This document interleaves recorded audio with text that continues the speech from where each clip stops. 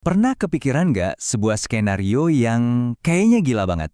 Gimana kalau seluruh lautan di bumi ini, puff, mendadak jadi air tawar? Nah, hari ini kita bakal coba jawab pertanyaan iseng itu. Dan ternyata jawabannya jauh lebih ngeri dari yang kita bayangin.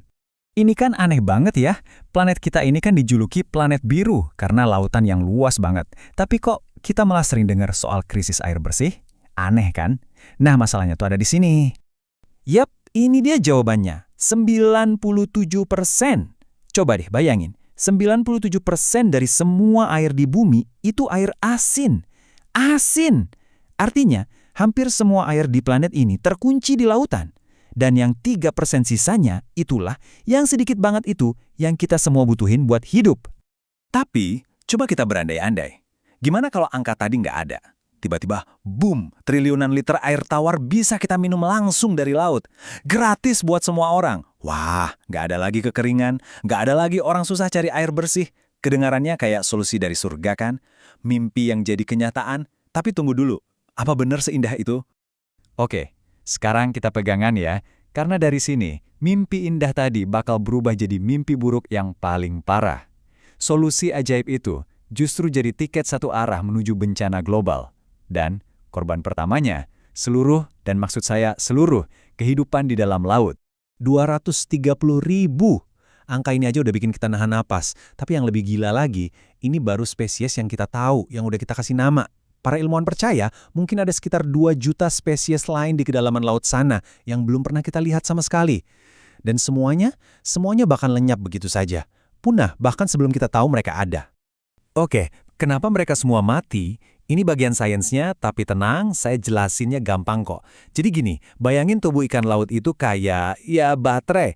Mereka udah jutaan tahun berevolusi buat hidup di air asin.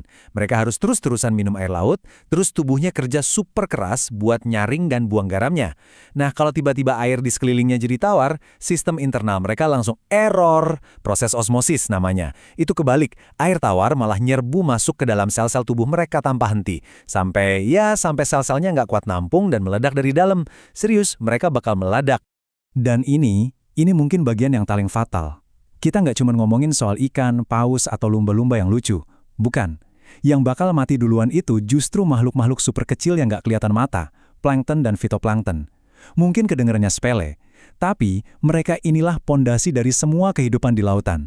Mereka itu ibarat rumput di padang savana. Begitu mereka lenyap, seluruh bangunan rantai makanan di laut bakal roboh seketika. Dari yang terkecil sampai predator terbesar sekalipun. Dan kalau kalian pikir, ya udah itu kan masalah di laut aja. Wah, salah besar. Bencana ini nggak akan berhenti di bibir pantai. Efek dominonya bakal merambat sampai ke udara yang sekarang lagi kita hirup. Ya, ini bagian di mana masalah lautan jadi masalah kita, masalah napas kita. Coba deh, lihat grafik ini. Kita sering banget kan diajarin kalau hutan itu paru-paru dunia. Betul, tapi kita sering lupa kalau separuh paru-paru dunia lainnya itu ada di laut.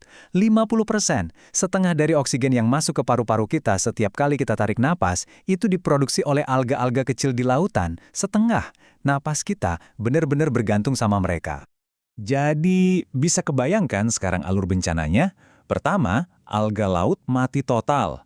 Kedua, produksi oksigen planet ini langsung anjlok setengahnya. Ketiga, di saat yang sama, karbon dioksida yang biasanya mereka serap, sekarang malah numpuk bebas di atmosfer, bikin planet kita jadi makin panas. Dan keempat, puncaknya, seluruh rantai makanan global, bahkan yang di darat, ikut ambruk. Selesai sudah. Dan pas kita mikir, oke, ini udah nggak mungkin bisa lebih parah lagi. Ternyata bisa. Masih ada lagi. Karena tanpa garam, satu lagi sistem vital di planet ini bakal rusak total. Sistem pengatur suhu global. Anggap aja kayak AC raksasa buat planet kita. Nah, AC-nya ini bakal mati. Kita ngomongin soal kekacauan iklim yang skalanya di luar imajinasi. Kuncinya itu ada di sini, di sesuatu yang namanya arus konveksi. Gini deh gampangnya, garam itu bikin air di kutub yang dingin jadi lebih padat, lebih berat, jadi dia tenggelam ke dasar laut. Nah, gerakan tenggelam ini mendorong air hangat dari khatulistiwa buat ngalir ke arah kutub, buat ngisi kekosongan. Ini tuh kayak sabuk berjalan raksasa di lautan yang tugasnya nyebarin panas dari ekuator ke seluruh dunia, biar suhu planet kita tetap adem dan stabil. Nah, kalau garamnya hilang, nggak ada lagi yang bikin air jadi berat dan tenggelam. Sabuk berjalannya berhenti. Seluruh mesin pengatur suhu global ini macet total. Mati. Titik. Hasilnya? Wah, Ini bener-bener kayak di film-film kiamat. Daerah tropis ke Indonesia bakal jadi panas banget, kayak oven raksasa yang nggak bisa dimatiin. Sementara itu, daerah kutub bakal membeku jadi balok es super padat. Badai-badai dahsyat bakal jadi menu harian kita. Dan ini yang paling nggak kepikiran. Bayangin berat triliunan ton garam yang tiba-tiba hilang dari dasar laut. Tekanannya berkurang drastis, dan ini bisa memicu gempa bumi dan letusan gunung berapi jadi jauh lebih sering. Kacau balau. Oke. Cukup. Cukup dulu. Setelah semua skenario horor tadi, ayo kita tarik napas dalam-dalam bareng-bareng. Tenang. Pertanyaan paling penting sekarang. Apa ini beneran bisa terjadi? Apa kita harus mulai panik sekarang? Nah, ini fakta kerennya. Lautan di awal terbentuknya bumi itu ternyata air tawar. Jadi, kok bisa jadi asin?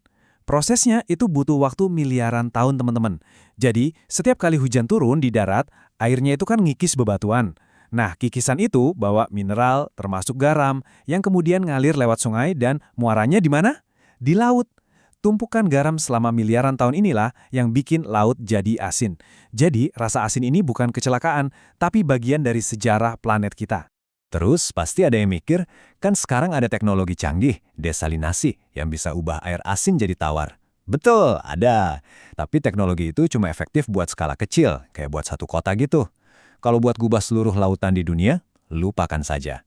Biayanya bakal bikin semua negara bangkrut, energi yang dibutuhin bakal lebih besar dari semua energi yang kita punya, dan limbah garamnya yang super pekat itu mau dibuang kemana? Malah jadi racun baru. Jadi jelas, itu bukan jawaban. Bahkan nih ya, kalaupun skenario terburuk pemanasan global terjadi dan semua es di kutub utara dan selatan mencair, itu pun nggak akan cukup buat bikin lautan kita jadi tawar. Lautan bakal tetap asin. Jadi kesimpulannya, kita semua boleh lega. Skenario kiamat yang barusan kita obrolin ini murni cuma buat bahan pikiran. Sebuah what if yang seru, tapi nggak akan terjadi.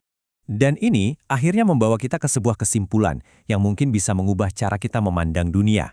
Selama ini kita mungkin selalu melihat garam di lautan sebagai masalah, sebagai penghalang antara kita dan air bersih yang melimpah. Tapi setelah melihat semua ini, gimana kalau kita salah? Jangan-jangan garam itu bukan masalahnya. Justru, garam itulah pondasi, sang penjaga keseimbangan, yang memungkinkan kehidupan seperti yang kita kenal ini ada. Bukan penghalang, tapi justru pahlawannya. Sebuah pemikiran untuk kita bawa pulang ya, Gan? Terima kasih sudah menyimak.